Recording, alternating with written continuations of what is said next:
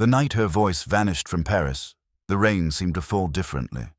Fine, silver threads drifting through the glow of the street lamps like the last tremble of a high note losing itself in the fog.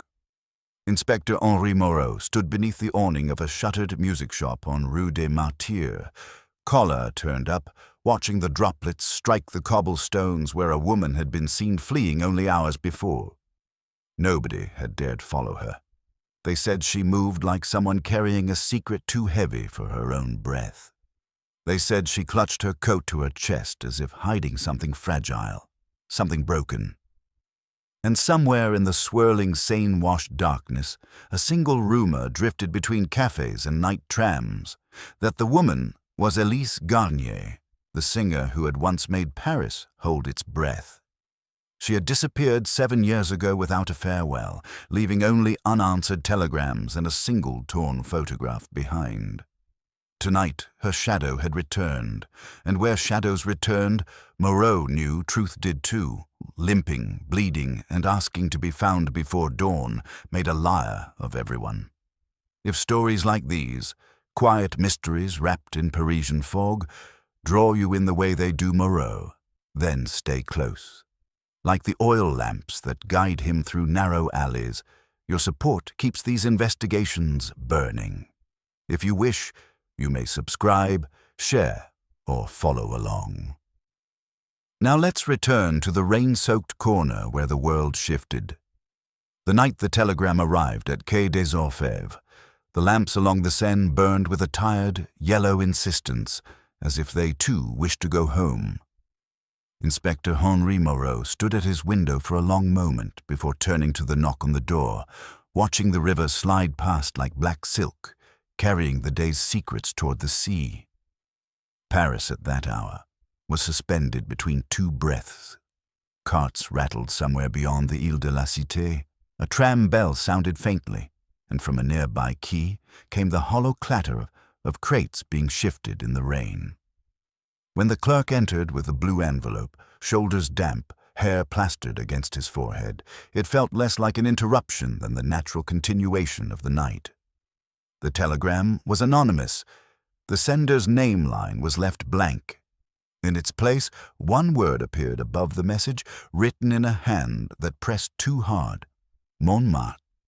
The inspector unfolded the paper and read without moving his eyebrows, his face schooled into that flat calm he had learned from years of listening to other people's misfortunes. She has been seen again. Rue des Martyrs. Tonight, the singer who vanished. Elise.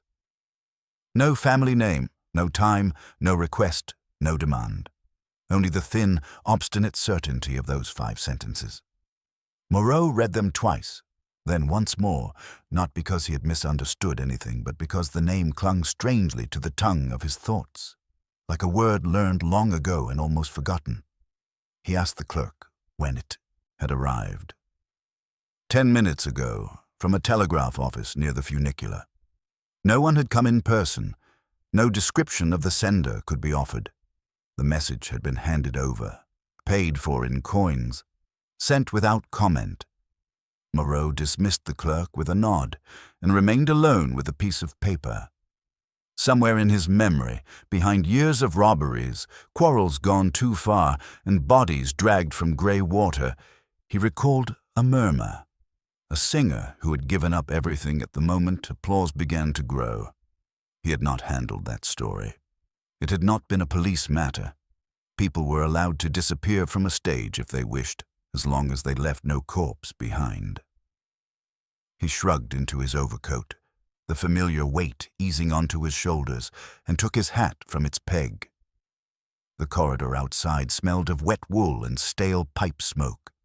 A typewriter clacked on in some distant office, stubborn and slow, like a heart that refused to stop. In the courtyard, the rain was fine and steady, more like a hanging curtain than falling drops. It beaded on the hood of the waiting car and traced slow paths down the stone walls. The driver turned as Moreau approached, hand already on the ignition. Rue des Martyrs, the inspector said, and the engine shuddered awake beneath them. They drove north through streets that shone as if glazed, the cobblestones reflecting each lamp in elongated, trembling streaks. Shutters were closing on the last open cafes. Chairs were stacked upside down on tables, their thin legs silhouetted against steamed glass. At one corner, a newspaper seller covered his unsold bundles with oiled cloth. The headlines briefly exposed before vanishing: politics, scandal, a small column about an exhibition. Life went on, even on nights when something old and forgotten began to stir. Moreau watched it all with the detached attention of a man listening to the accompaniment before the voice begins. The car left him at the foot of Rue des Martyrs. He told the driver to wait and stepped out into the fine rain. The street climbed the hill in a patient, determined line, its paving stones slick and dark, its houses leaning slightly inward as if whispering to one another. Most of the shop fronts were closed, iron grills lowered, padlocks hooked through them like small iron fists. Only one cafe halfway up the slope remained lit. Its open door breathed out cigarette smoke, the sweet bitterness of coffee grounds, and the warm fatigue of men who had already said too much and drunk too little. A man in a stained apron stood there, smoking in the doorway, watching the empty street with the wary, habitual attention of someone who had seen enough to know that trouble often arrived quietly. Moreau showed him his card and asked if anything unusual had happened. The man considered the question without surprise. Yes, there had been a woman, not long ago. An hour, perhaps. Time blurred in the middle of the night. She had come up the street alone, walking quickly, coat drawn tight at the neck, hat pulled low. Not young, he said, but not old either, the kind of age that depends on the light. No, he had not seen her face clearly. What had stayed with him was the way she moved, as if keeping ahead of something only she could hear. She had not come inside.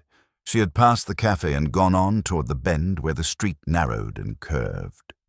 Just before she disappeared, she had turned her head sharply, as if expecting someone behind her, but when he looked, there had been no one, only a boy carrying a basket of bread and an old woman talking under her breath as she went home with her empty basket. The cafe owner had meant to forget the incident, as he forgot most stray passers-by. It was only when he went back inside and heard the radio play a popular song that he felt a small chill crossing his shoulders, as if someone had mentioned a name he did not recall knowing. Others had fragments to offer. A lamplighter finishing his rounds had heard quick footsteps, then a sound that might have been a laugh cut off too suddenly. A baker's daughter, bringing in a tray, had seen a gloved hand pressed flat against the darkened window of the closed music shop, fingers spread as if testing the glass. None of them could say what the woman looked like. In their words, she became a coat, a hat, a silhouette moving through rain. Moreau listened without interrupting, storing each detail as one stores loose coins in a pocket, waiting to see if they will amount to anything. At the bend in the street, the stones shone darker. Rainwater gathered there in thin, uncertain streams. The inspector slowed his steps. A faint, pale shape in the gutter caught his eye.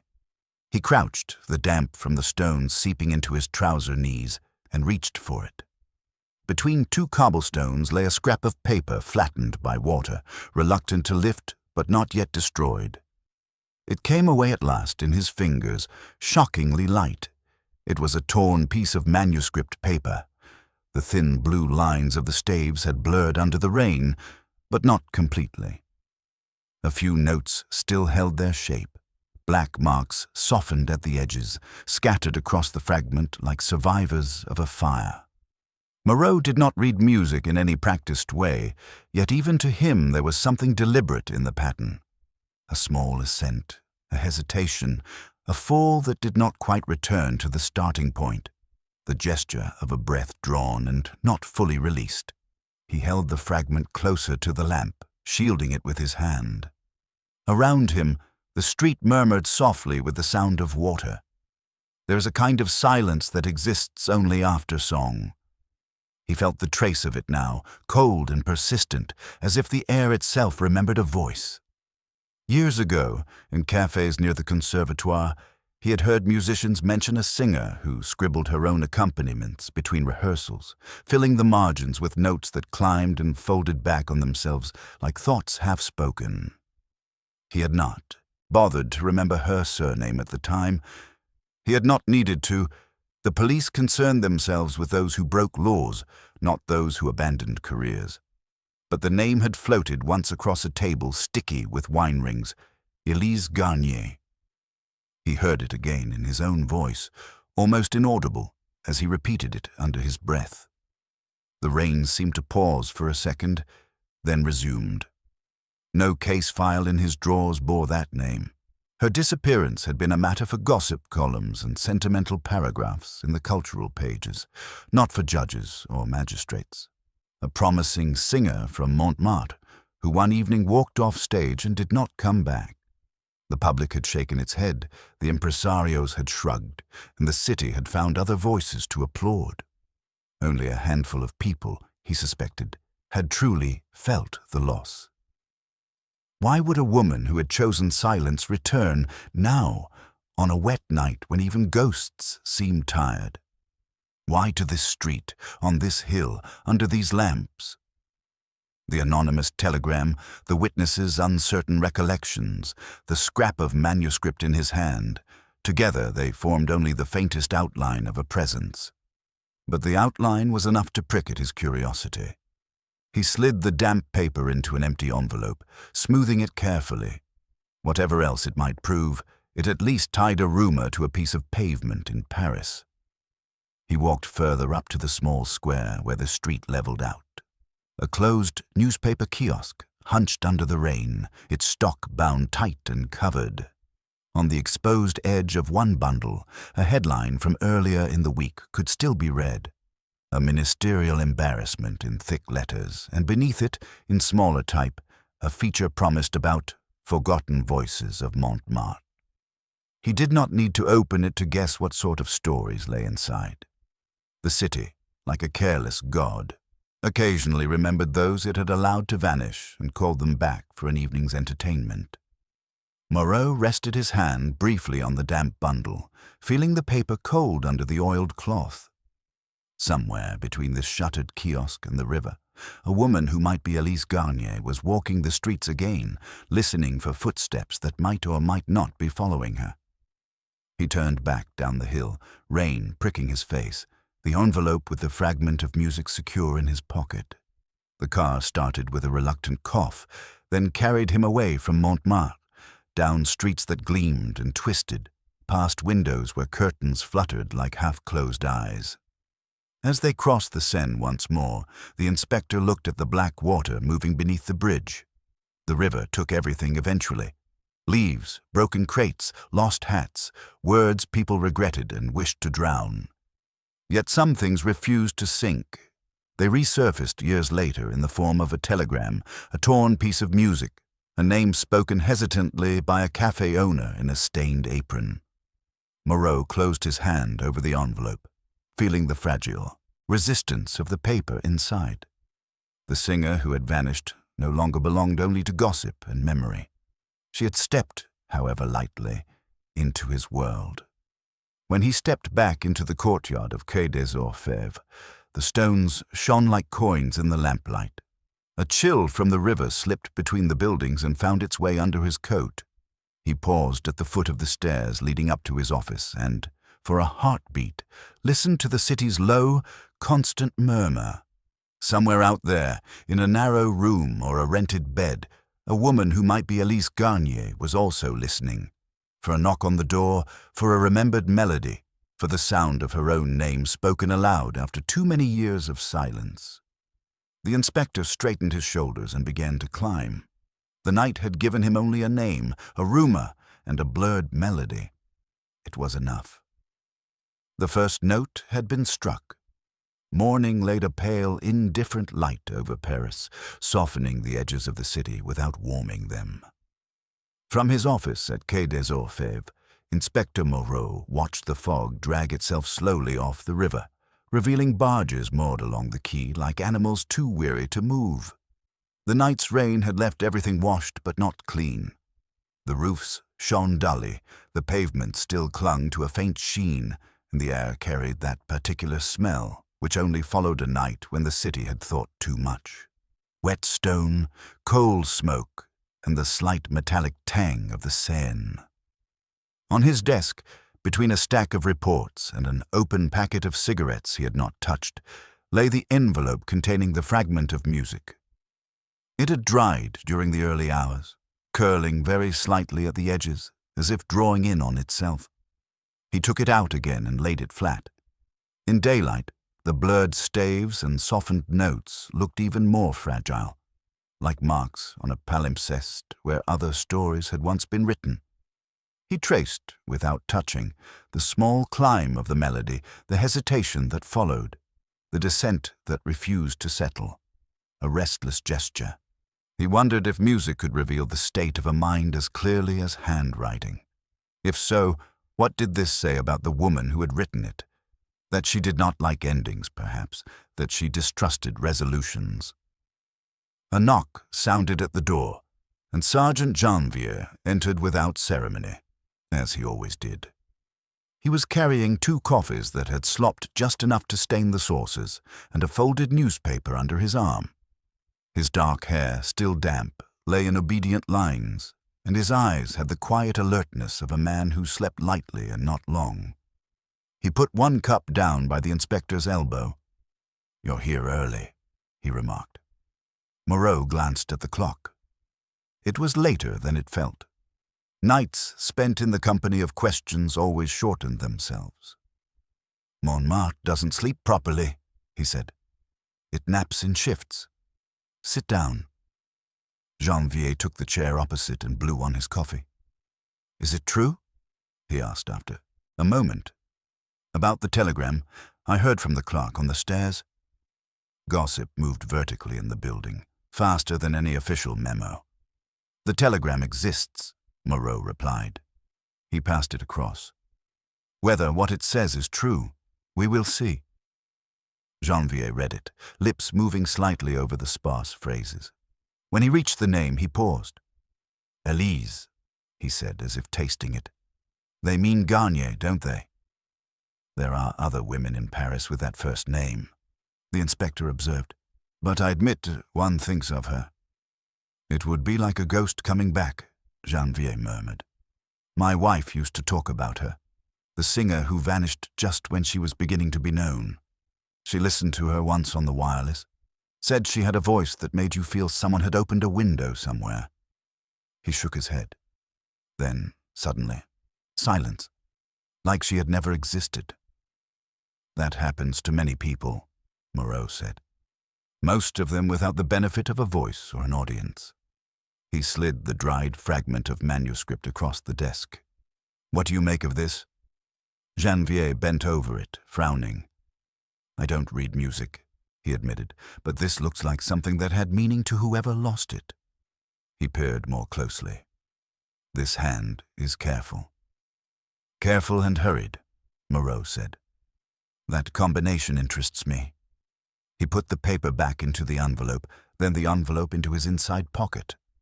"Find out what you can about the telegram office near the Montmartre funicular, who was on duty last night, what they remember. People who handle messages for a living tend to forget them quickly, but money and faces sometimes leave deeper impressions." "And you?" "I am going walking," Moreau said. "Along the river first. Sometimes the city remembers things in its reflections before it remembers them on paper." He left the building a few minutes later, coat buttoned, hat settled low over his brow.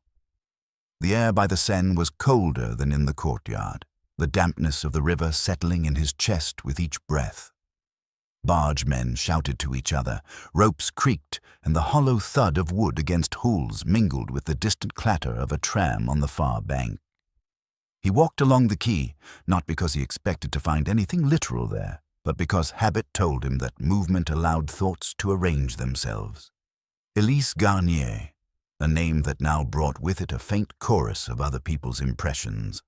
A cafe owner's unease, a lamplighter's half-heard laugh, a girl's memory of a hand on a darkened window, a clerk's anonymous urgency. None of it yet amounted to more than a suggestion. He passed a bench where an old man in a frayed coat sat staring at the water with the stubborn focus of someone ignoring his own hunger.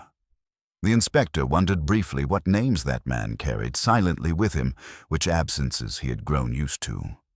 By the time he turned away from the river and headed toward the north, the day had brightened without truly becoming lighter. A milky sky stretched above the roofs, promising nothing. He took the omnibus as far as Pigalle and walked the rest of the way to the boarding house where Elise had once rented a room. One of those buildings whose facade had seen too many coats of paint, each shade fighting to show through the others. The door was the color of drying blood, the brass handle polished by generations of anxious hands. The proprietress, Madame Vautrin, answered his knock with the cautious tilt of her head of someone who expected either a creditor or a priest. When she saw his card, her expression stiffened but did not become any more welcoming. She was a woman of middle height, with shoulders that had squared themselves long ago under the weight of other people's secrets.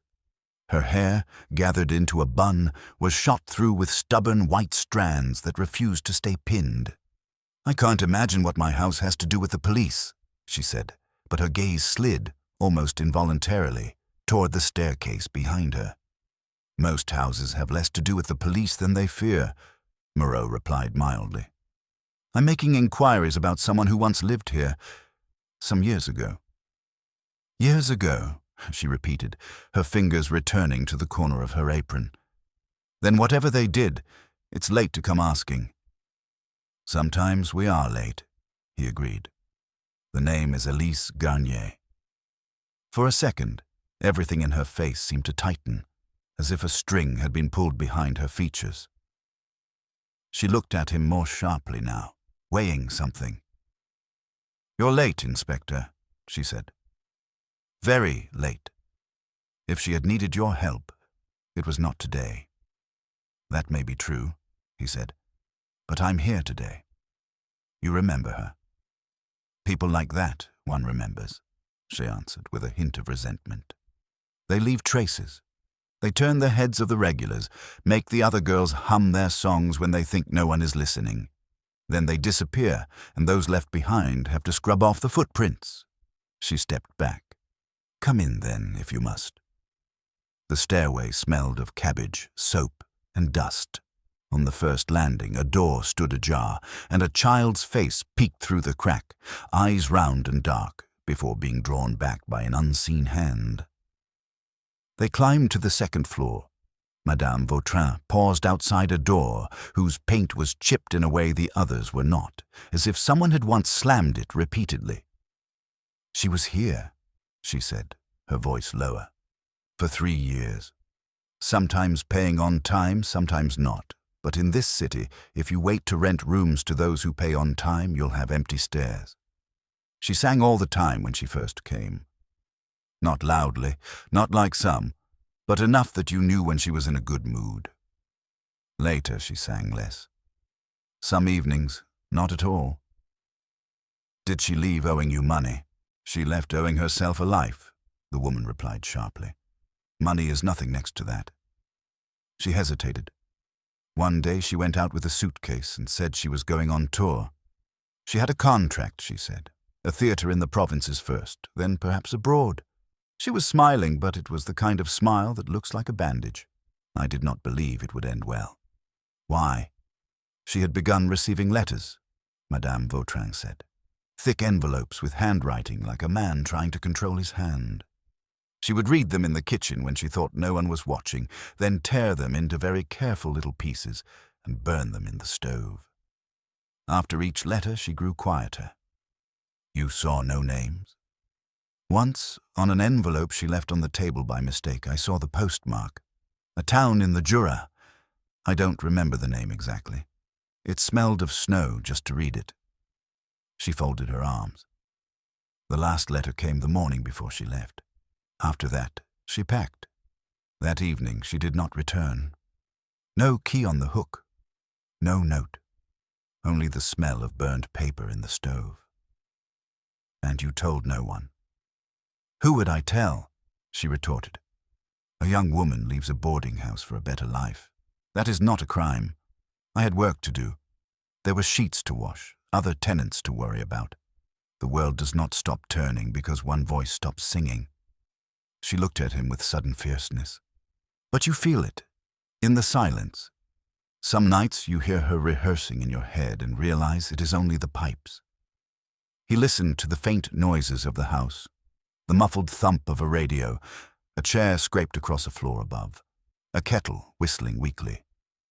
The police received no complaint, he said, no missing person report. She had no family here, Madame Vautrin replied. Only men who said they loved her when she was on stage, and girls who admired her from the cheap seats. Lovers and imitators do not file reports. They move on to the next song. He thanked her and descended the stairs, feeling the eyes of the house on his back.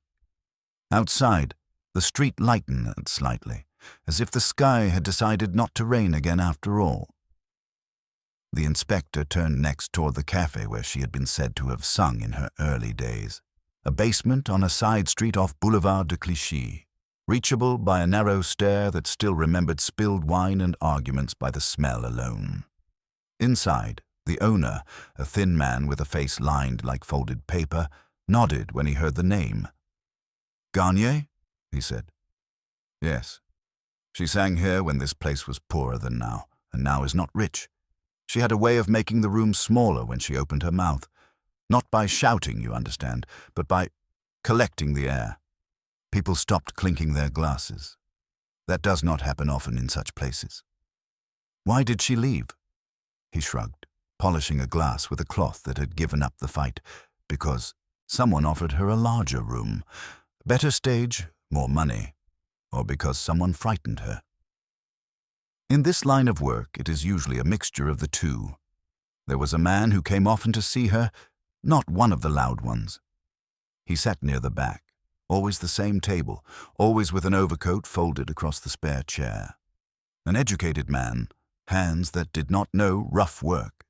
He would light his cigarettes with a lighter you noticed even from the door. Ivory, I think.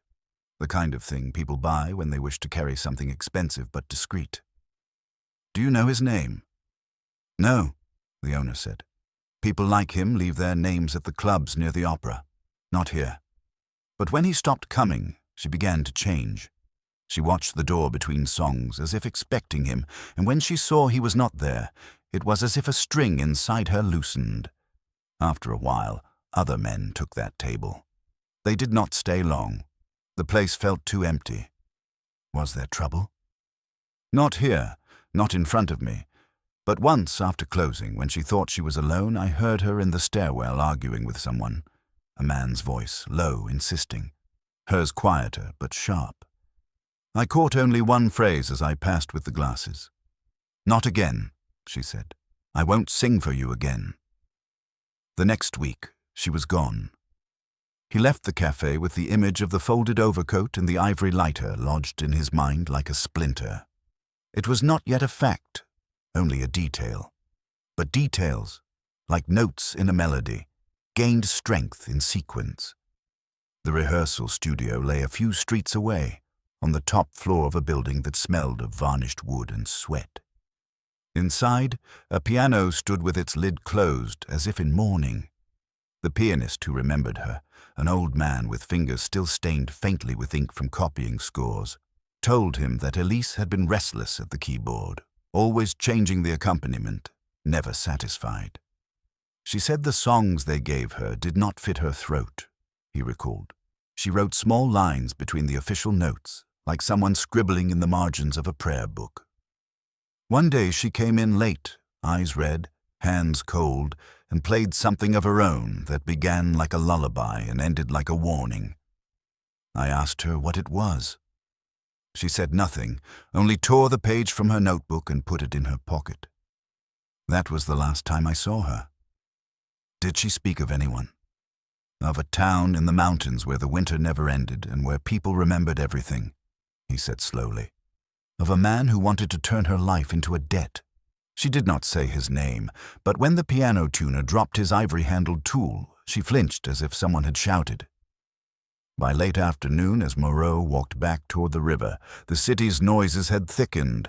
Cartwheels, voices calling from windows, the clink of cutlery from open kitchens. In his pocket, the fragment of music lay against the telegram and the notes he had made in his own tight handwriting. Taken separately, they were only impressions, the wayward echoes of a life that had slipped away between train stations and backstage corridors. Taken together, they began to suggest a pattern.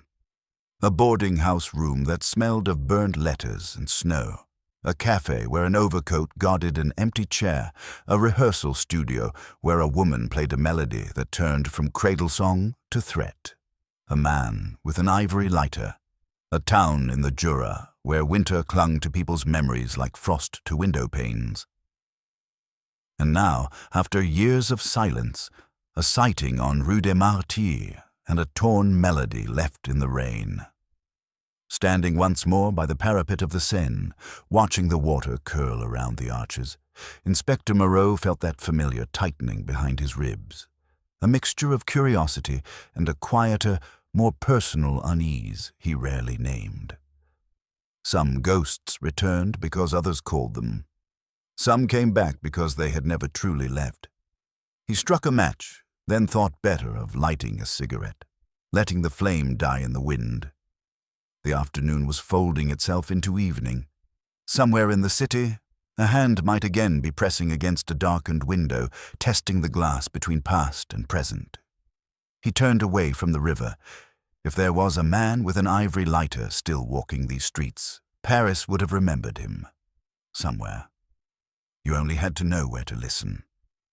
Evening settled over Paris with the slow, deliberate weight of a curtain being drawn, one fold at a time. The light thinned until it clung only to the highest roofs, stretching across chimneys and slanted tiles like a final, fragile thread.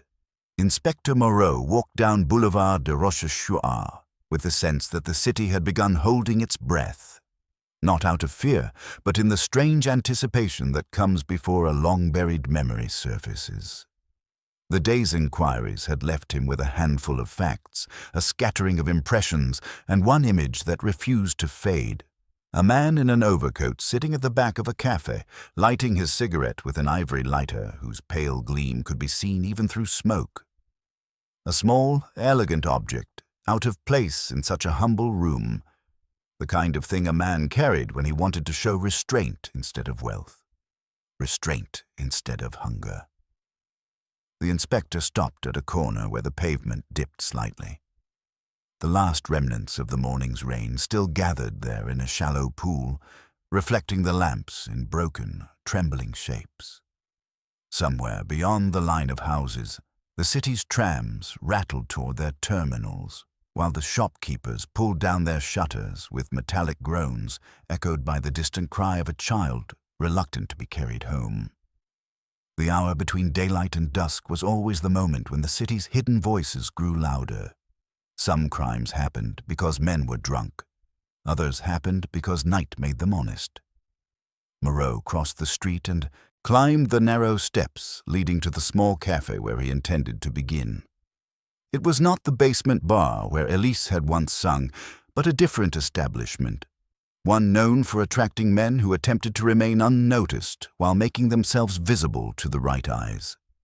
A violinist had mentioned it in passing years ago, saying that half the patrons carried secrets and the other half came to buy them. When Moreau pushed open the door, the first thing he smelled was damp wool and cloves. The second was coffee strong enough to wake the dead. Inside, the room was neither crowded nor empty. Tables sat in uncertain clusters, some close to the fogged windows, others tucked into corners where lamplight could not pry too deeply. The owner, a man with a heavy jaw and sleeves rolled to the elbows, looked up at him with mild suspicion that vanished as soon as he saw the inspector's card. He came forward, wiping his hands on his apron. "You're looking for someone?" he asked quietly. "Possibly," Moreau replied. A man who used to frequent the basement cafe near Clichy. Sat in the back, overcoat folded on a chair, an ivory cigarette lighter. At the mention of the lighter, something changed in the owner's face.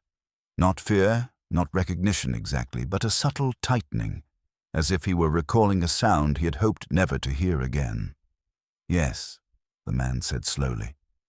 "He came here as well. Not often, once every few months, always alone.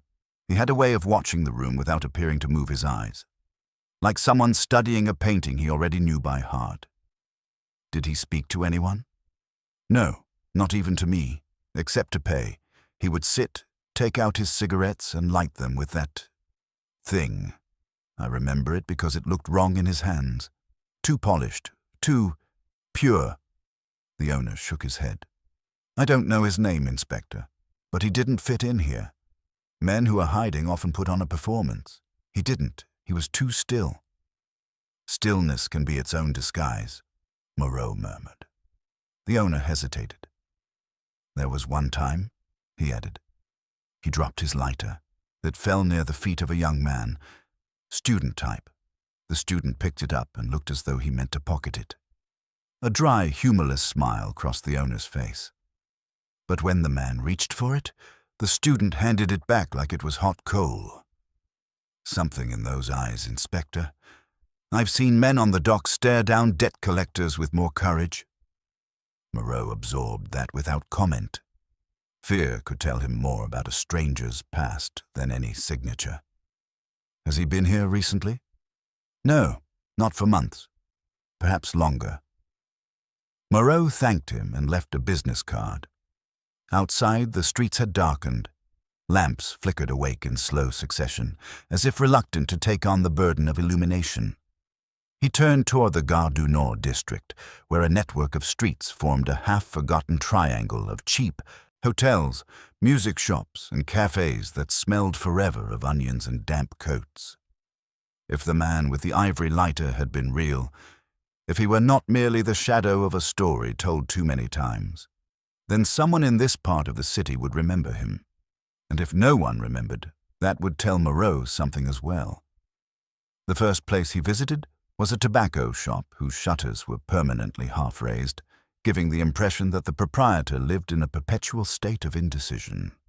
Inside, the air was thick and stale, heavy with the ghosts of 1,000 cigarettes. The vendor, an elderly man with fingers yellowed to the knuckles, listened carefully, then shook his head. "I sell lighters, yes," he said, looking proudly at his display case, "but nothing like what you describe." "Ivory? That is rare now. Expensive, and the men who buy such things come with reputations. They don't walk into shops like mine. They have them given as gifts or inherit them with funeral suits." Moreau nodded. The man was right. An ivory lighter was not bought, it was received. That made it a clue not of purchase, but of connection. He stepped back into the street and continued walking. The fog returned in thin curls, rising from the damp stones as if the earth itself were exhaling. A night tram growled past, windows glowing like a chain of weary eyes. Somewhere a woman laughed, too loudly and too briefly to be natural. In the faint light of a street lamp, Moreau saw a poster nailed to a wall, an advertisement for a traveling concert ensemble that had toured the provinces 2 years earlier. The edges were peeling, the names faded, but the illustration, a woman's silhouette holding a microphone, caught his attention for a moment before he moved on. He entered the third cafe of the evening expecting disappointment. It was a long room, narrow as a train carriage, with a zinc counter that had lost its shine and mirrors stained with age. 2 men played cards near the back. A woman in a shawl stirred her drink as though trying to dissolve her worries. The owner was a small, wiry man with quick eyes, and when Moreau described the ivory lighter, he leaned back against the counter as though preparing himself. "Yes," he said finally. "I know who you mean." Moreau felt the city tighten its focus around that single word. He didn't give his name, but others sometimes whispered it when he wasn't looking. They called him the patron, not in the sense of generosity, more in the sense of ownership. "What did he own?" Moreau asked quietly. "People," the owner said. Or rather, he made them believe he did. Young artists, mostly. Singers, actors. Promised them introductions, opportunities. Everyone said he had connections in the provinces. Jura, Lyon, sometimes Switzerland. He lived between places. The kind of man who never stayed in one room long enough for anyone to learn which chair he preferred. And Elise Garnier? Moreau asked. The owner looked down. Yes, her too. The inspector waited. She came here once, the owner continued. After singing elsewhere, she wasn't performing that night, just passing through. He was at his usual table. When she saw him, her shoulders stiffened in a way I will never forget, as if bracing for a gust of cold wind. She sat anyway at the next table, facing away, but he knew she was there. He lit his cigarette. And Inspector, men light cigarettes every day, but I have never seen anyone do it to send a message. What message? That she belonged to a part of her past she thought she'd left behind. Moreau felt a faint chill creeping beneath his collar. What happened next? He asked. She left after only a few minutes, walked quickly. He waited, finished his drink, then followed at a distance. I stepped outside purely by instinct and watched as they turned the corner. She didn't look back, but she knew he was there. You could see it in the way she held her coat to her chest. The inspector thanked him and stepped outside. The night had thickened. The fog now clung low to the stones. Music drifted faintly from a distant open window, violin possibly, or a phonograph playing a scratched record. It mingled oddly with the memory of the blurred notes on the manuscript scrap. Moreau turned toward a quieter street where boarding houses leaned against one another like conspirators sharing warmth. The inspector had a habit of walking slowly, allowing the city to reveal itself in details. He stopped near a wrought iron gate and glanced upward. A single window on the top floor glowed with a weak, flickering light. A shadow moved behind the curtain, then disappeared. The man with the ivory lighter, the patron, a watcher, a follower, a collector of artists, connected to the Jura, connected to Elise, connected to fear. Moreau continued walking until he reached a narrow alley that ran between two rows of shops whose signs had lost their lettering years ago. Something glinted on the ground near a drain. He crouched and picked it up. It was not the ivory lighter. That would have been too easy, too theatrical. What he held was a cigarette butt, still faintly warm, recently crushed, the end marked with a faint impression of expensive tobacco. He straightened slowly. Someone had been here moments before, someone who smoked differently from the men who frequented these streets, someone who left behind the smell of a life not lived in cramped apartments. Moreau looked down the long corridor of the alley. Fog shifted like breath ahead of him. For a moment, he thought he heard the soft click of a lighter from somewhere in the shadows. Then silence closed over it, delicate and complete. The city had offered a new thread tonight. Not enough to grasp fully, but enough to pull. He slipped the cigarette butt into an envelope, placed it carefully in his pocket, and turned back toward the main street.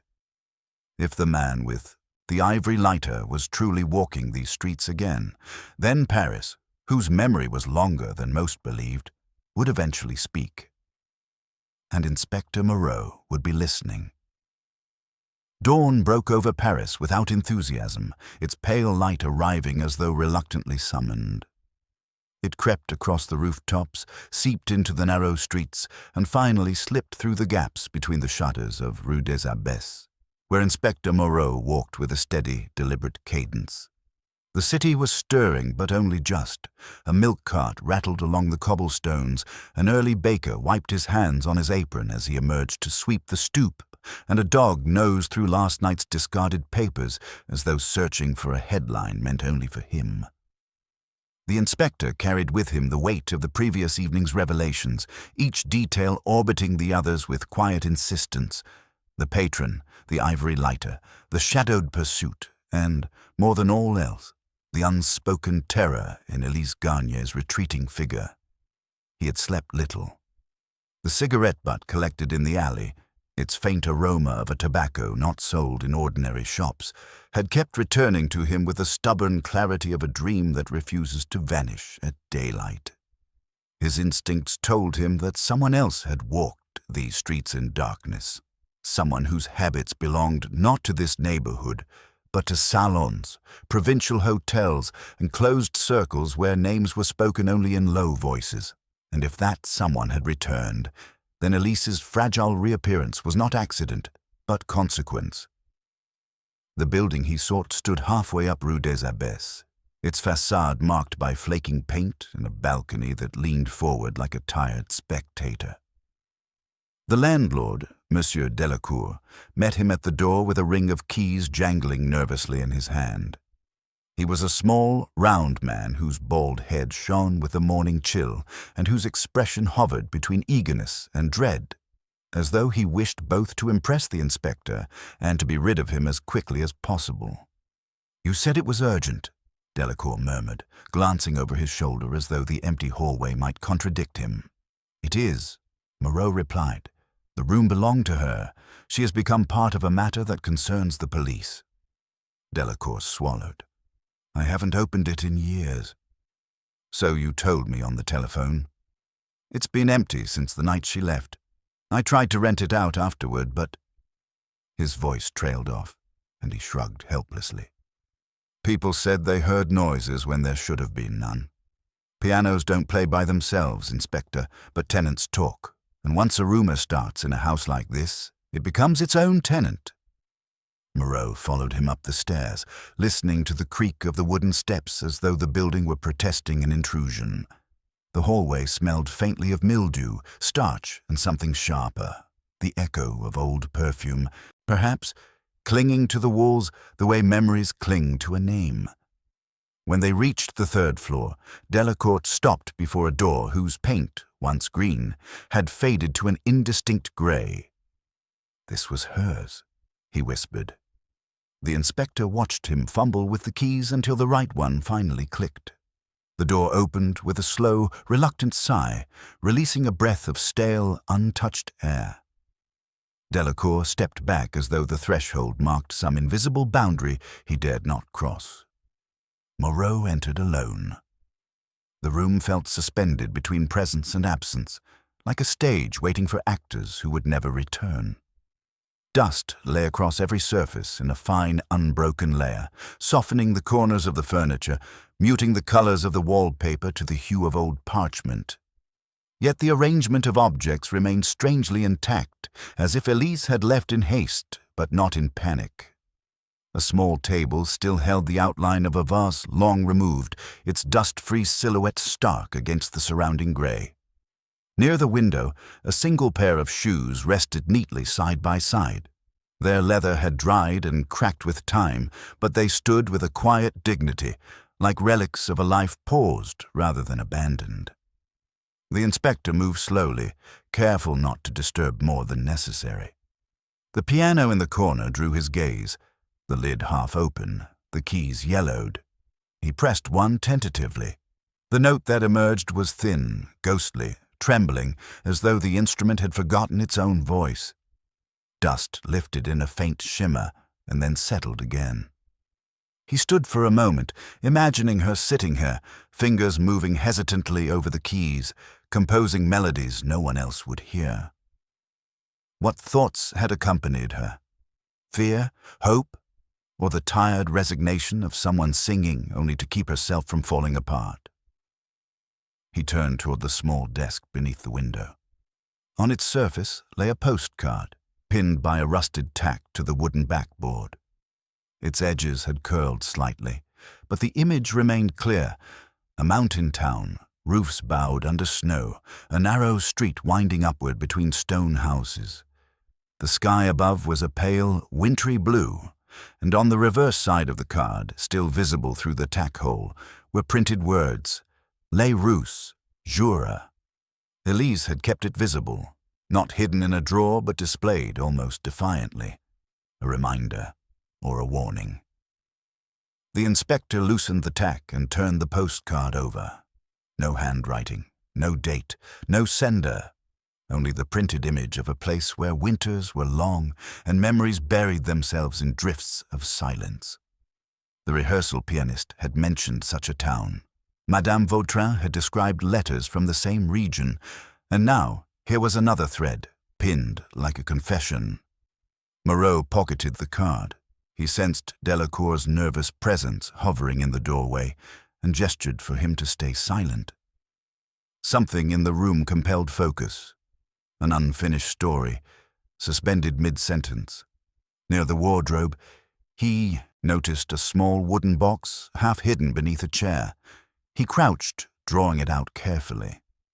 The lid bore no name, only a delicate scratch near the hinge, as though someone had once opened it too hastily. Inside lay a single object, a lace handkerchief, folded with exquisite care, yellowed at the edges. The initials E.G. were embroidered in one corner in thread now slightly frayed. Underneath the fabric, pressed flat as though by accident, lay another scrap of manuscript paper. This one was intact. Moreau lifted it gently. The notes were clearer than on the fragment taken from Rue des Martyrs.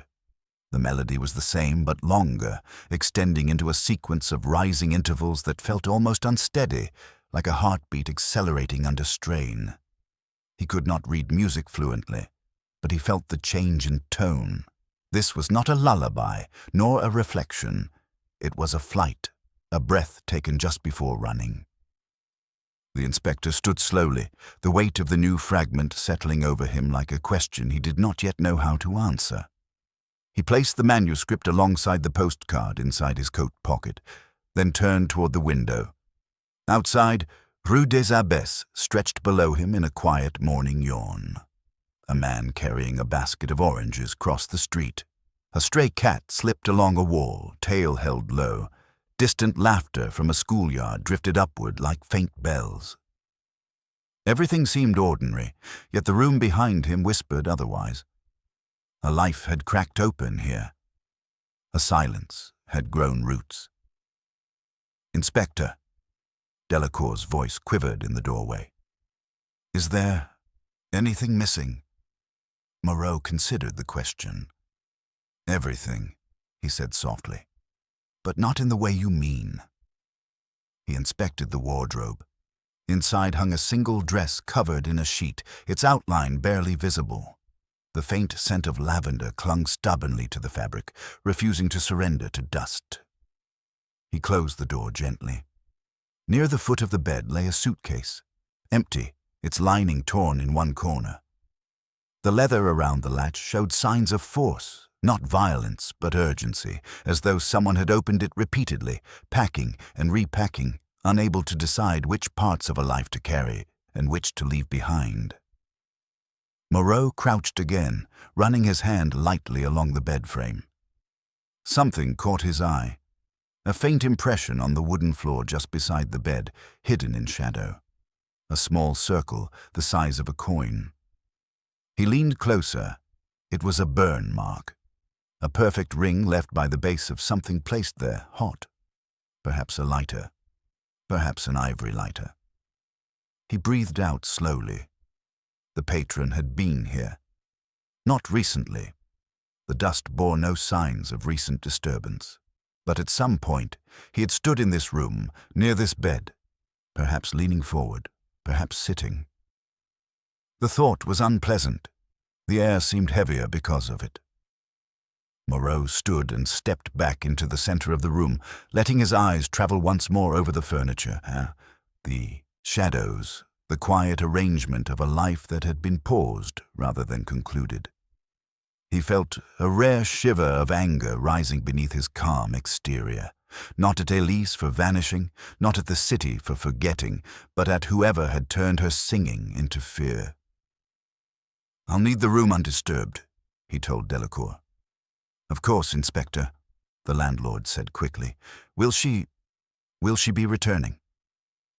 Moreau looked at the dust on the piano, the shoes by the window, the burn mark near the bed. "Someone returned," he said, "but I doubt it was her." Downstairs, as he stepped back into the morning light, the inspector paused on the threshold. A carriage rolled past, wheels clattering rhythmically.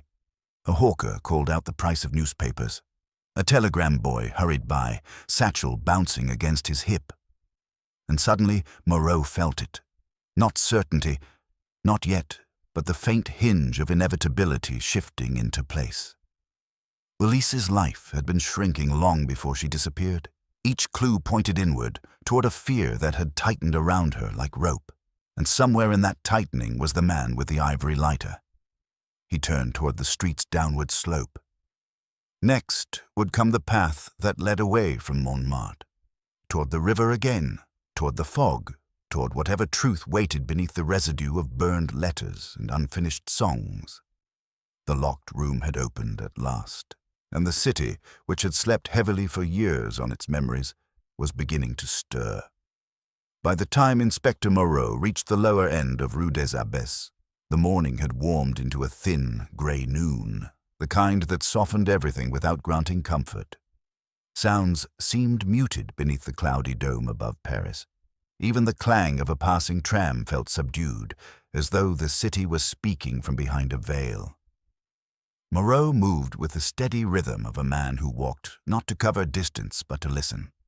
To the city, to the echoes he carried from that locked room, and to the faint, persistent melody looping inside him like a pulse.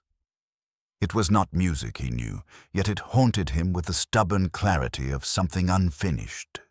At the corner where Rue des Abbesses met Boulevard de Clichy, a busker was setting up his violin on the sidewalk. He was a thin man with a coat far too large for him, sleeves frayed, collar stained by time. He tuned his instrument slowly, carefully, as if performing a private ritual. Moreau stopped a few paces away.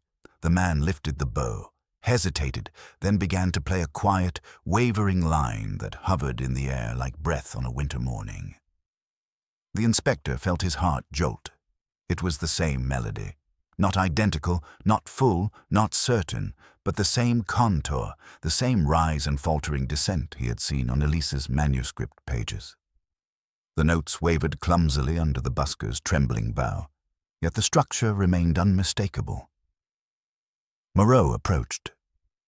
The musician lowered his bow, eyes widening with wary hope, the way men like him often reacted to strangers who looked like they might possess authority or compassion, and could deliver either. "You know that piece?" Moreau asked quietly. The man blinked. "Piece? What you were playing?" "Oh." He shrugged awkwardly. "Just something I heard. It gets stuck in the fingers." "Where did you hear it?" The busker scratched his chin. "Hard to say. Music travels, Inspector. It clings to walls, to stairwells, to the backs of cafes." He frowned, searching his memory. "But this one, I heard it first many years ago, near Montmartre. A woman, she sang it under her breath once, just once. I remember because it didn't sound like a song, more like a secret someone didn't mean to speak." "Do you know her name?" "No." His brows knit. But she walked as though listening for footsteps, like a hunted thing. Moreau reached into his coat pocket and withdrew the intact manuscript from Elise's room. He unfolded it carefully. "Was it this?" he asked. The man looked at it with a mixture of reverence and confusion, nodding slowly. "Yes, that's the shape of it. But the woman sang it with pain, Inspector. Not the kind you cry about, the kind you hide." Moreau slipped the paper back into the envelope. "Thank you." He gave the man a few francs more than necessary. The violinist bowed slightly, then resumed tuning his strings, the melody still humming faintly in the space between them like an unfinished confession. As Moreau turned away, a thought pressed itself into his mind with sudden clarity. The melody was not simply a song. It was a message. And Elise had left fragments of it not by accident, but deliberately, scattered like breadcrumbs through the city she once fled, hoping perhaps that someone, someday, would follow. The inspector made his way toward the Pont Neuf, where he had arranged to meet an old acquaintance, Monsieur Verlaine, a violinist who had once performed with small ensembles in the left-bank salons before age and illness had softened his fingers. They had crossed paths on earlier cases involving musicians, and though Verlaine's memory sometimes wandered, his ear did not. Moreau found him seated on a bench overlooking the grey water. The old man wore a thick scarf wrapped twice around his neck, its ends fluttering like tired flags. His violin case rested at his feet. "Henri," Verlaine greeted, smiling through his wrinkles. "You look as though you've seen a ghost, or perhaps you've heard one." "Something like that," Moreau replied, sitting beside him. He produced the manuscript. "Tell me what you make of this." Verlaine adjusted his spectacles and peered at the notes. His expression tightened. "This is not the work of a trained composer." "No," Moreau agreed, "but it is deliberate." "Very." The old musician tapped one measure. "Here, the ascent. It is hesitant, almost afraid to reach the next note.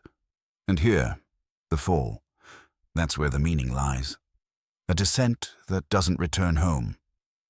He looked up. Someone wrote this while fighting something inside themselves. Moreau felt a familiar heaviness settle in his chest. "Can you play it?" Verlaine hesitated. "It's not meant to be heard in full." "But yes." He lifted his violin and began to play. The melody unfurled slowly, uncertainly, like smoke rising from a damp match. Passers-by slowed their steps, not knowing why the sound held them. The last note lingered, unresolved, suspended between sorrow and warning. When it faded, Verlaine lowered his bow. "Where did you get this?" "From the room of Elise Garnier." The old man drew in a sharp breath. "Her. I played with her once. Not on stage, only in rehearsal. She had a voice that sounded like sunlight on cold stone, but there was something behind it, something closed." "What kind of something?" "A shadow," Verlaine whispered. "A man's shadow. I never saw him, but she spoke once of someone who followed her from the Jura, someone who believed he had shaped her talent. She said he wanted her to sing the way he imagined, not the way she felt." Moreau leaned forward. "Did she say his name?" "No." Verlaine shook his head. But the fear in her eyes was the kind that comes from ownership. Not love. Ownership. The same word the cafe owner had used, the patron. Moreau thanked him and stood. As he walked away, he sensed eyes following him, not from Verlaine, but from somewhere behind the columns of the bridge. When he turned, there was nothing, only the shifting currents of the Seine below. He continued on foot toward the left bank, passing the stalls of booksellers whose tops flapped in the wind like worn sails.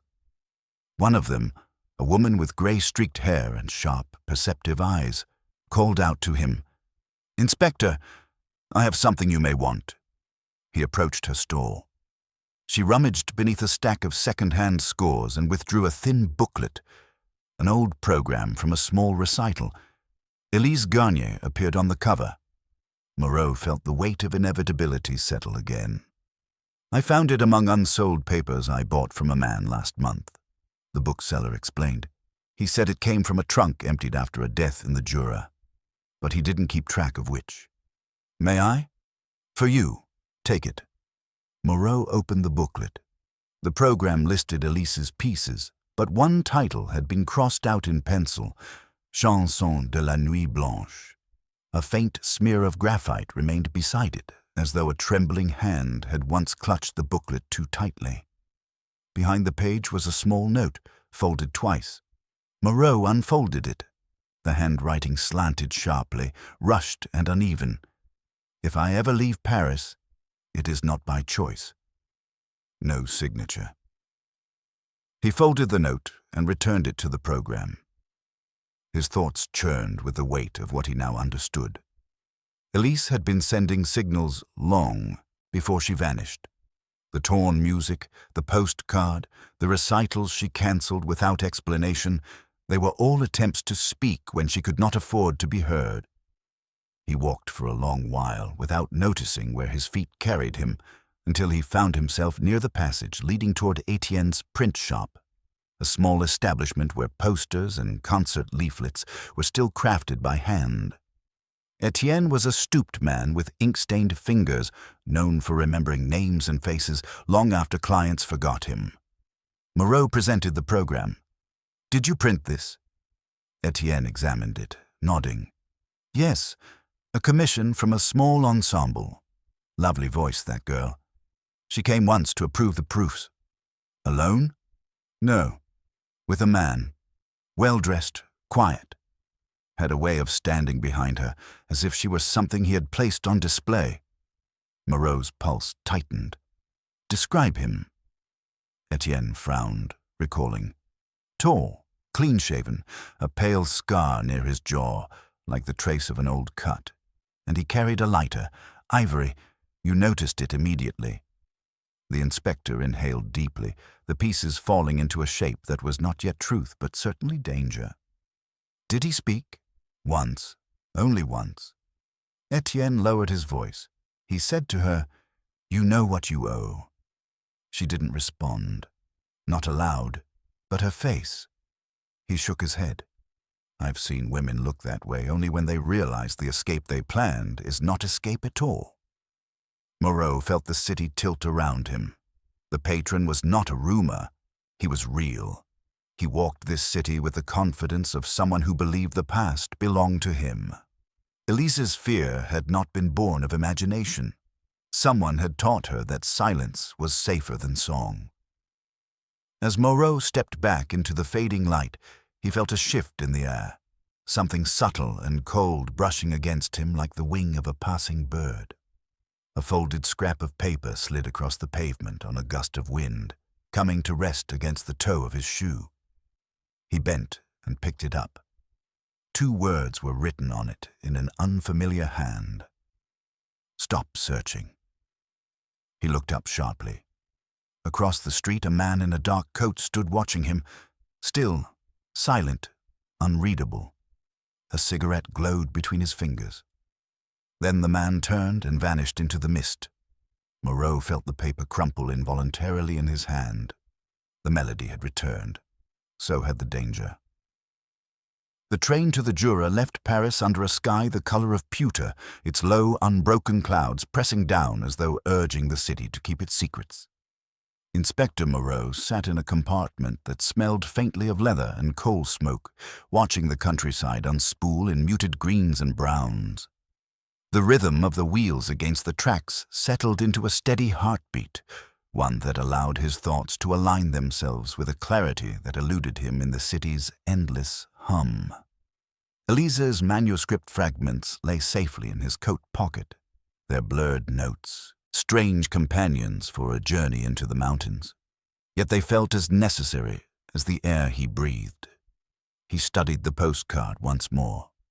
Les Rousses, a town perched in the cold embrace of the Jura mountain range.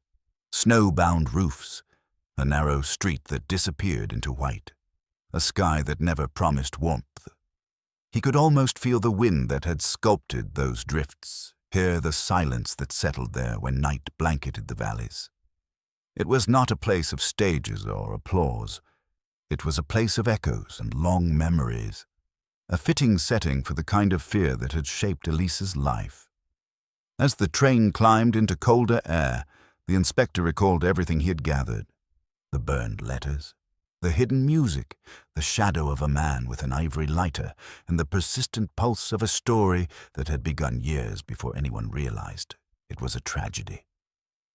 Elise had kept the postcard pinned openly in her room, not as a souvenir, but as a reminder of a wound that had not healed. The patron, as the cafe owner called him, had ties to this region.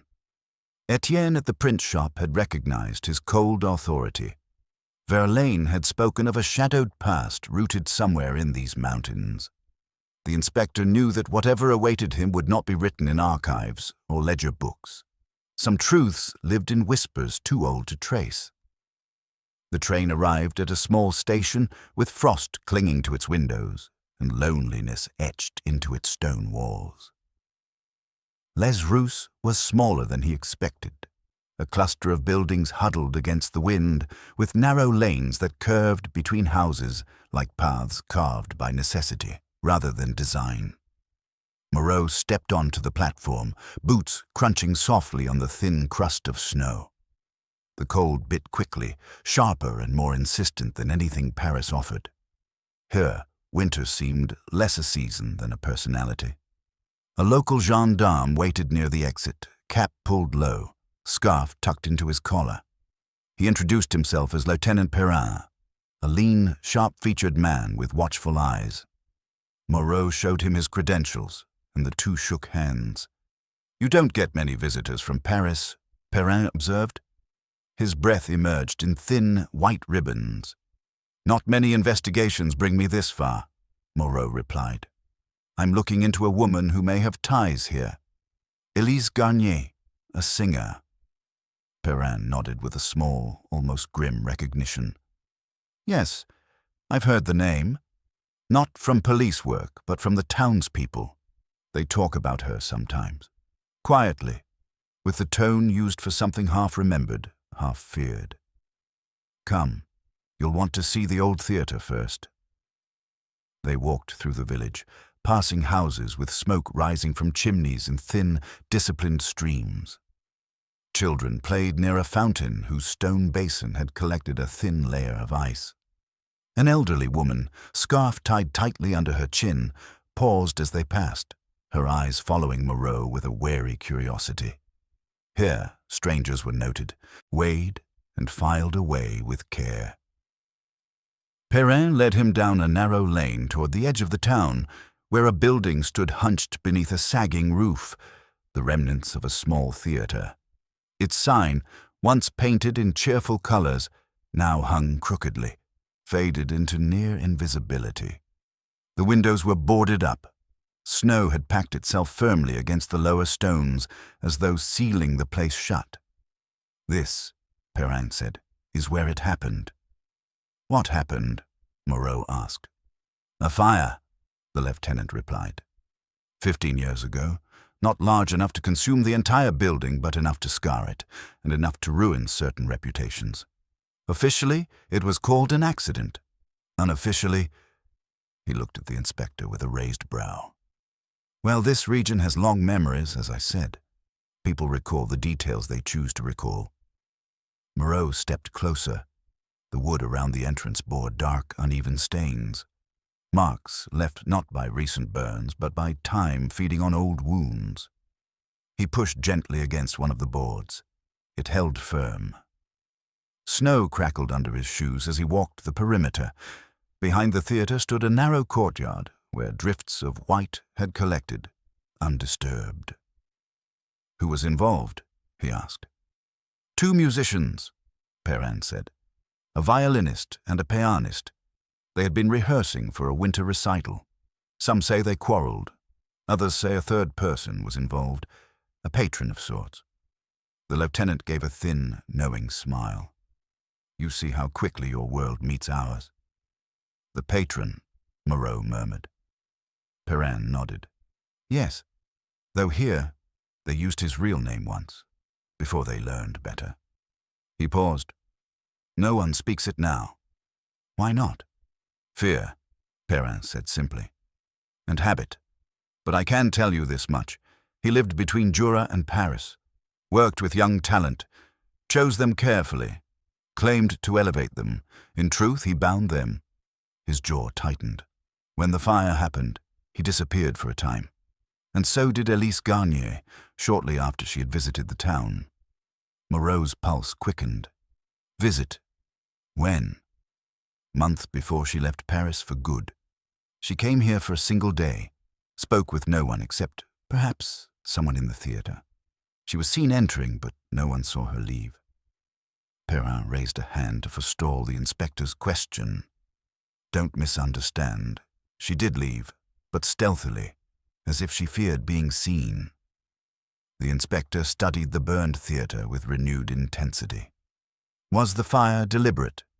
"In my opinion, yes, but proving it now." Perrin shook his head. "Too many years. Too many silences. They left the theater and continued toward the village center, where a small cafe offered a brief refuge from the cold. Inside, the smell of broth and damp coats filled the air. A few patrons glanced up as they entered, only long enough to acknowledge the intrusion before returning to their conversations. Perrin nodded toward an old man sitting alone near the stove. "That's Monsieur Laurent," he whispered. "He was caretaker of the theater when the fire happened." Moreau approached. Laurent lifted his eyes. Pale and watery, yet still sharp at their core, the inspector introduced himself and asked gently about the fire. Laurent's hands trembled as he set down his spoon. "It was late," he said. "I'd gone home for my supper. When I returned, I saw smoke slipping from the window frames. I rushed inside. The piano was burning. A man's coat lay on the floor. And the girl—" He hesitated, as if suddenly catching himself. "The girl—" Moreau pressed softly. "She wasn't there when I ran in," Laurent whispered. "But I saw a silhouette fleeing out the back door. A woman's silhouette. Thin. Quick." He paused. "Later I heard she had come from Paris. That she knew the patron." The inspector leaned forward. "What happened to the musicians?" "Neither was badly hurt, but the violinist left town that very night, the pianist soon after, and the patron, he went with them or ahead of them. No one knows." Moreau folded his hands. "Tell me about the coat." Laurent's voice became a ragged whisper. It was heavy. Fine. The inside pocket carried a golden crest stitched into the lining. I recognized it from the patron's visits. It was his coat. The old caretaker shut his eyes. Someone tried to burn a piece of him that night, perhaps the entire room, but failed. Moreau felt the truth gathering shape. Dangerous, but certain. "And Elise?" Laurent shook his head slowly. "She came before the fire. She left after. But whatever she saw, whatever she heard, it frightened her more than the flames." When they stepped back outside, snow had begun falling, soft and relentless. Moreau stood still, letting the cold settle on his coat. The mountains loomed, silent witnesses to a past that refused to stay buried. "She was running long before Paris," he said quietly. Perrin nodded. "And long after." Moreau turned toward the station. He needed to return to Paris. The patron's shadow stretched from the Jura to Montmartre, and somewhere between them lay the truth. As they walked back through the village, a woman leaning in her doorway muttered as they passed. Moreau caught only the last words. The singer who should have stayed buried. He glanced back, but she had already vanished inside. The inspector quickened his pace. Something old had been awakened, something dangerous, and Paris was waiting for its return. The return to Paris felt different this time, as if the city had changed its posture in his absence, tilting subtly toward danger. Inspector Moreau stepped off the train into an atmosphere that seemed charged with static, the kind that prickled against the skin without revealing its source. Evening approached with an uneasy quickness, shadows stretching like ink across the platforms, and the cold air smelled faintly of electricity, damp stone, and the quiet hum of things left unsaid. Moreau paused, taking in the familiar chaos of the Gare de Lyon. The shouts of porters, the clatter of wheels, the low murmur of travelers, but beneath it all was a tension he could not ignore. The Jura had breathed a chill into him, one that had nothing to do with the weather. He reached Quai des Orfèvres shortly after dusk, where Sergeant Janvier awaited him with a stack of reports. The young man's sharp eyes scanned the inspector's face, searching for traces of what the mountains might have revealed. "You found something," Janvier said simply. "More than I expected," Moreau replied. He removed his coat, laying the Jura postcard and the folded manuscript gently upon his desk. "But less than I need." Janvier's gaze drifted toward the items. "Her music again?" "Yes, and a fire." Moreau lit a cigarette, the flame trembling in the draught. One that scarred the theater she visited before she vanished. A fire that may not have been an accident, and a man who walked away untouched. The same man. The patron. Moreau exhaled smoke slowly. He has ties to the juror. He was there the night of the fire. He fled when the musicians fled, and Elise, she left in a way no one saw. Janvier frowned. But why return to Paris now? Why allow herself to be seen? Moreau shook his head. Either she did not choose to return, or she came because she had nowhere else left to run. Janvier considered this grimly. There is something else. He produced a small envelope. This arrived for you this morning. No return address. Moreau accepted it with quiet dread. The handwriting was unfamiliar, but the pressure of the pen spoke of urgency. He opened it carefully.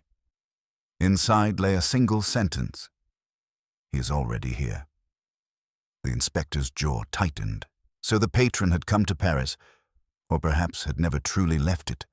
He was a man of shadows, slipping between rooms and reputations, carrying with him a sense of ownership so cold it left frost in its wake. Moreau dismissed Janvier to continue his inquiries. Once alone, he stared at the envelope, then at the faint, wavering melody inked on Elise's manuscript. The notes seemed to pulse under the lamplight, as though whispering caution. He tapped ash into a tray, then folded the papers and slipped them into his coat. Night had deepened by the time he stepped back into the street. Fog gathered thickly along the Seine, bending lamplight into soft halos that glowed like dim promises. He walked toward the districts north of the river, retracing Elise's last known steps around Montmartre, Rue des Martyrs, and the narrow alleys where the patron might have followed her. Café shutters were half lowered, though light seeped from beneath some of them. A musician's muffled rehearsal drifted through an open window, the violin's tone wavering like a question. In another doorway, a man smoked with quiet desperation, his eyes flicking over Moreau with the wary evaluation of someone who recognized authority but feared involvement. The inspector turned down a steep lane lined with posters that had been torn, replaced, and torn again. Faded colors told stories of performances long past, promises never fulfilled. One poster, half peeled, caught his attention, a recital advertisement from 12 years ago. Not Elise's, but one she might have attended, its edges discolored by time. A detail, nothing more, but details whispered patterns. He continued walking until he reached the cafe where the patron had once watched Elise from the back table. Tonight, the room felt too still. A few men lingered over drinks, voices low, shoulders hunched. The owner recognized Moreau immediately and stiffened. "Inspector," he greeted cautiously, "you're back." "Yes," Moreau replied, "and I need to know if he has been here again." The owner hesitated. Moreau's gaze did not waver. Finally, the man leaned closer. "He came last night." Moreau's breath stilled. "Alone?" "Yes. He ordered a drink, sat at the same table, didn't speak to anyone. But he watched the door, like he expected someone." "Did he ask about me?" "No, but when he left, he paused right there," the owner gestured toward the doorway, "and looked out at the street as if deciding whether to follow someone or wait longer." "Which did he choose?" "He waited," the owner murmured. "Only for a moment, but long enough to seem certain of something." Moreau processed this quietly. The patron was a man of intention, not impulse. If he had visited the cafe after the inspector's inquiries, he was not simply haunting old places. He was following a path, one that inevitably led to Elise. "Did anyone else see him?" Moreau asked. "Two of my regulars. But neither will speak. He carries a shadow with him. People avoid shadows." The inspector stepped outside. Fog pressed against his coat, swallowing the street like a tide. Somewhere above, Montmartre's lamps glimmered faintly. Moreau stood still, listening. Footsteps clicked, soft, quick, unsteady. A woman, perhaps. He followed the sound until it mingled with another, a low hum, like someone humming a tune under their breath. The melody. Elise's melody. Moreau quickened his pace, turning into an alley where the hum grew louder, echoing off the tight walls. The alley opened into a small courtyard, where dim lights flickered from a nearby window. There, seated on the edge of a fountain whose water had been drained for the season, was a young maid, perhaps no more than 20, humming quietly as she folded linens into a basket. She looked up, startled, when Moreau approached. "Your song," he said gently. "Where did you learn it?" She blinked, unsure. "I don't know. It's something I heard once. A lady sang it. Beautiful voice." "When?" "Many years ago. In the boarding house where I used to work. She kept to herself, but sometimes, late at night, when she thought no one heard, she'd hum it. It sounded like something she wished she could forget." Moreau nodded, his chest tightening. "Did she say anything to you? Anything about leaving?" The girl shook her head. "She only ever said one thing to me, Inspector. She said, 'Never repeat what you hear in the dark.'" The young woman shivered. "I never understood it. Until now." The inspector thanked her and walked away, his breath visible in the cold air. The melody lingered like a thread winding around him, binding the juror to Paris, past to present. He descended toward the Seine again, thinking of burned coats, charred pianos, the patron's shadow across mountain snow, and Elise fleeing with the expression of someone who had seen a man survive fire without burning. He reached the Pont au Change. The river flowed below, alive in darkness, carrying the city's secrets out to sea. A flicker of movement caught his eye. Across the bridge, a figure stood smoking, a man in a long coat, shoulders straight, gaze fixed on the inspector. The glow of the cigarette illuminated his hand briefly, and in the faint reflected light, Moreau saw the unmistakable gleam of pale ivory. The lighter. The patron did not move. He simply watched. After a long, heavy moment, he flicked the lighter once, an echo of flame trembling in the mist, then turned and walked into the fog. Moreau remained standing, breath cold against his lips, pulse steady but sharpened. The truth was no longer scattered. It was approaching him directly, quietly, deliberately. The stage was set. The final act had begun. Night wrapped itself around Paris as though the city were holding its breath. It was a different kind of darkness, one that did not simply fall, but arrived with intention, like a curtain lowered over a stage waiting for its final act. Inspector Moreau felt it in the air as he crossed the Pont au Change, the cold curling against his collar like a whispered warning. The patron's silhouette still lingered in his mind, dissolving slowly into the fog where the man had disappeared only moments before. That brief glint of ivory, the lighter struck like a private signal, had carried more than menace. It had carried inevitability. The river beneath the bridge moved sluggishly, its dark surface broken by trembling reflections of gas lamps that seemed weaker than usual, as though their flames had grown cautious. Moreau paused mid-span, the damp iron rail beneath his hand cold enough to numb his fingers. Somewhere on the left bank, a distant bell told the hour. He drew a steadying breath. The patron was here in Paris. Elise was somewhere close, and the strands of this long, aching melody were converging with a clarity that felt almost cruel. He turned toward Rue de la Harpe, where a telegram office stayed open through most nights, feeding the restless. Tides of the city's correspondence. The anonymous warnings he had received, "Stop searching and he is already here," still pressed against his thoughts. If the patron had eyes or allies in Paris, they might have left traces there. The telegraph boy, the counter, a thin youth whose cheeks still carried evidence of his adolescence, straightened when Moreau showed his identification. "Yes, Inspector," the boy said nervously. "What do you need to know?" 2 messages delivered in recent days, both with no return address. Do you recall who sent them? The boy hesitated, pressing his lips together. We aren't supposed to remember names. But you remember faces, Moreau said gently. The boy nodded. One was sent by a woman. Her hands shook when she wrote. She wore gloves, though it wasn't cold. When she left, she looked over her shoulder twice. Moreau's pulse quickened.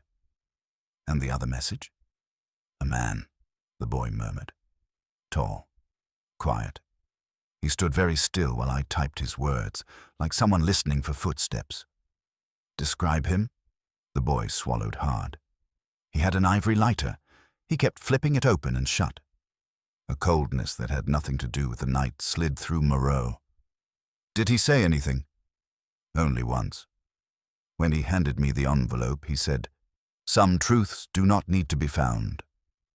The boy looked up, frightened by the memory. Inspector, he wasn't a man who left shadows behind. He was a shadow. Moreau thanked him and stepped back outside. The fog had thickened. Even the street lamps struggled to pierce it. His breath formed faint plumes that vanished quickly into the night. The patron was not merely nearby. He was orchestrating something. The inspector walked with purpose through the narrow lanes. He passed shuttered bookshops and sleeping cafe terraces. A cat darted between crates left outside a bakery.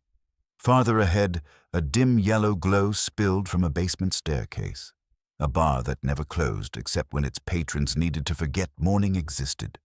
He descended into the warmth and smoke of the room. Men sat hunched over drinks, murmuring in low tones, while a woman sang softly in the corner without accompaniment, her weary voice weaving a melody that barely held itself together. It was not Elise's melody, but the fragile tremor of it reminded him of her. The bartender recognized him and approached. "Inspector, you look as if you've been walking with ghosts." "In a manner of speaking," Moreau replied. "I need information about a woman and a man who follows her." The bartender's eyes darkened. "This city is full of men who follow women, Inspector. Most do so badly. A few do so with certainty." "He carries an ivory lighter," Moreau said. The bartender's face drained of warmth. "Then he is not a man. He is a verdict." Moreau leaned in. "Have you seen him?" "Not here." The man glanced toward the far wall, where a small mirror reflected the room in uneven fragments. "But I heard he asked for directions to a place no one should visit at night." "Where?" The bartender hesitated, then spoke in a whisper. "The old rehearsal studio near the conservatoire, the one that has been closed since the war." Moreau felt the city tilt around him, the studio where Elise once played her unfinished melodies, a place with ghosts of its own. He left without finishing his drink. When he emerged back into the street, the fog had lifted just enough to allow the faint glow of lamps to form a wavering path upward. He followed it through the silent hours of the city, his steps ringing softly against the stones. The closer he drew to the conservatoire district, the colder the air grew, a cold born not of weather, but of memory. The rehearsal studio stood at the end of a narrow courtyard, its windows dark, its door marked by decades of disuse. Yet as Moreau approached, he saw it, a faint line of light seeping through the gap beneath the door, quivering as though alive. He stepped closer. A floorboard creaked somewhere inside. He drew a breath, and then he heard it. The melody, played softly, tentatively, as if the fingers performing it had not touched a piano in years. Moreau pushed open the door. The dim glow came from a kerosene lamp set on the piano. Dust swirled in the disturbed air. And beside the instrument, seated on a low bench with her back toward him, was Elise Garnier. Her shoulders trembled as she played. Her hair, darker now and streaked with strands of gray, fell loose along her neck. She looked thin, fragile in a way that belonged to people who had spent too long running, hiding, remembering. When she sensed him, she stopped. Her hands fell still on the keys. "Inspector," she whispered, without turning. You should not have come. Moreau stepped forward slowly. I've been searching for you. And I tried to warn you to stop. Her voice shook. Some stories are quieter when left unfinished. He moved around the piano until he could see her face. She looked older than the photographs, but not older in defeat, older in endurance. Her eyes held exhaustion, grief, and something deeper, resolve. You left pieces of your song across Paris, he said. Why? Because I could not leave a full one, she murmured. He would have burned it as he tried to burn everything. The patron, her lips tightened. That is not his real name. Then tell me. No, she shook her head. Names give power. He taught me that long ago. Moreau felt the room listening, the walls thick with the weight of whispered rehearsals from a life she had abandoned. Elise, he said gently. He is in Paris. He is following you. I know. Her voice broke on the last word. He always arrives before I can finish a note. Not tonight. She met his gaze. Don't make promises on my behalf, Inspector. I've lived too long beneath his shadow to believe in rescue. Moreau stepped closer. Why return? Because I am tired, she whispered, so tired of being unfinished. Before he could respond, the studio door creaked behind them. Moreau turned sharply. The patron stood in the doorway, tall, composed, coat immaculate, and in one hand, the ivory lighter, gleaming faintly. He stepped inside with the calm of a man who believed every room belonged to him. Elise, he said, his voice smooth as polished bone. You should have stayed hidden. Moreau positioned himself between them. This ends tonight. The patron regarded him with quiet amusement. Inspector, this is not your world. She is mine. No one belongs to you, Moreau said. The man lifted the lighter, flicking it open. A tiny flame leapt up, wavering. You don't understand, he murmured. She owes me a song. Moreau moved, fast. He struck the man's wrist, sending the lighter clattering across the floor. The patron stumbled back with a hiss of pain, but his composure did not break. Instead, he lunged toward Elise with a desperate fury that betrayed years of control. Moreau intercepted him, driving him against the piano. A discordant note rang out, sharp as a cry. The patron lashed out, but the inspector held firm, pinning him with a strength fueled by months of unraveling this web. Elise, Moreau called, leave. Now. She hesitated, then turned toward the door, her breath quickening. But the patron twisted hard, breaking free for a moment. His hand closed around Elise's wrist. You cannot leave me silent, he hissed. She looked at him with sudden clarity. No fear, only sorrow. I left you years ago, she said quietly. She pulled back. Hard. The patron lost his balance, falling against a loose music stand. The sharp metal edge struck his temple. His body slumped, the weight of his arrogance settling in a heap on the floor. Moreau checked for breath. There was one, shallow but present. Come, he said, helping Elise toward the door. We're going to the station. Your life is not his story to finish. Outside, the night felt lighter, though dawn was still hours away. The city breathed with them as they walked. By the time they reached the street, a faint glow rose over the horizon, a hint of morning, fragile but certain. Elise paused, looking back at the studio. What happens now? She whispered. You begin again, Moreau said. On your own terms. She closed her eyes, listening to the quiet between them. For the first time in years, she allowed herself to breathe fully. And somewhere inside her, a melody resolved,